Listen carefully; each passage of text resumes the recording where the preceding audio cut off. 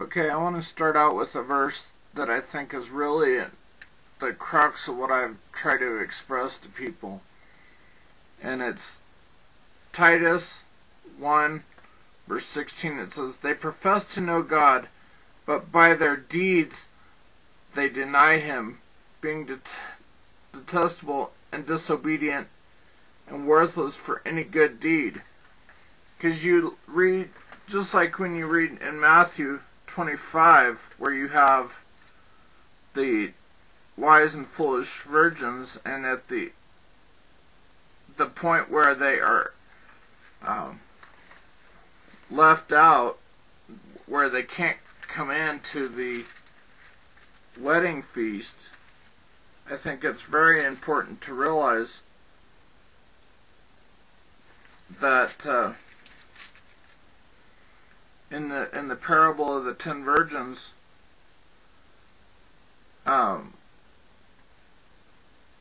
later the other virgins also came.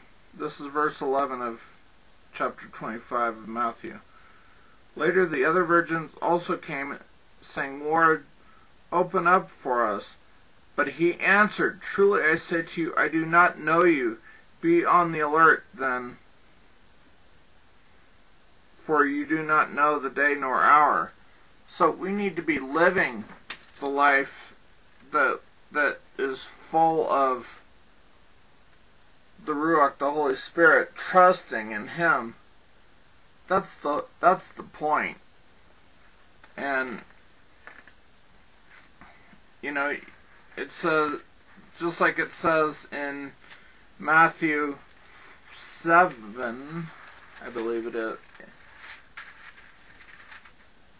in 7 it says, well, here's one. It says, verse 13, "Enter through the narrow gate, for the gate is wide and the way is broad that leads to destruction, and there are many who enter through it. For the gate is small and the way is narrow that leads to life, and there are few that find it." And,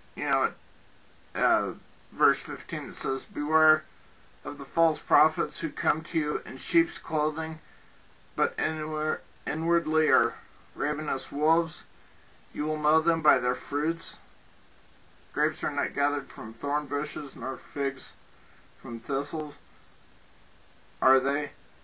So every good tree bears good fruit, but the bad trees bear bad fruit.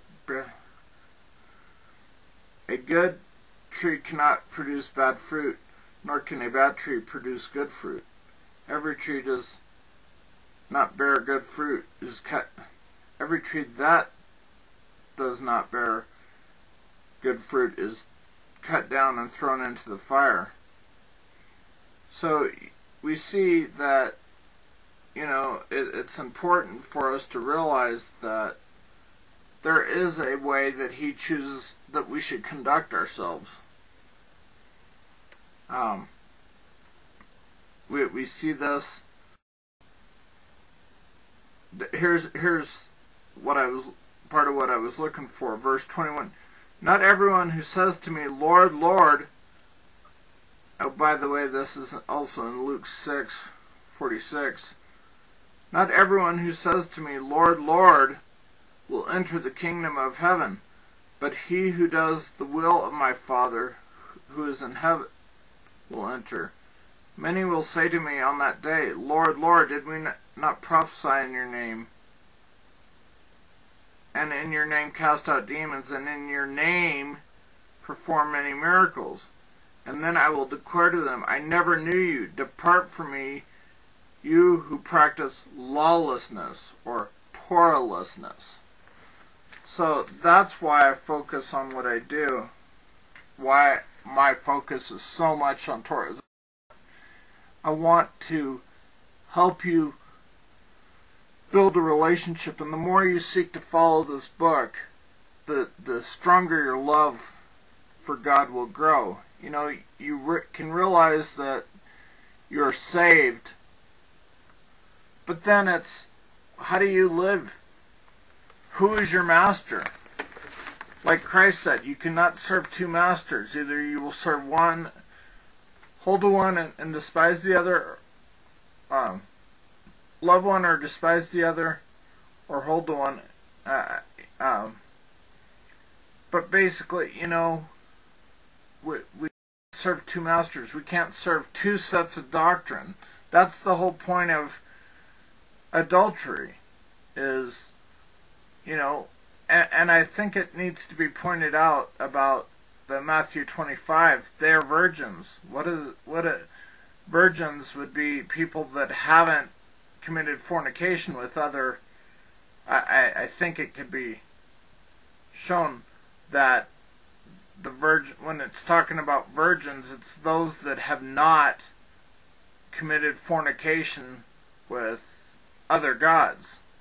And that's what we're looking at. That's what Torah is about, is being faithful to the bridegroom, to the one whom we proclaim to love.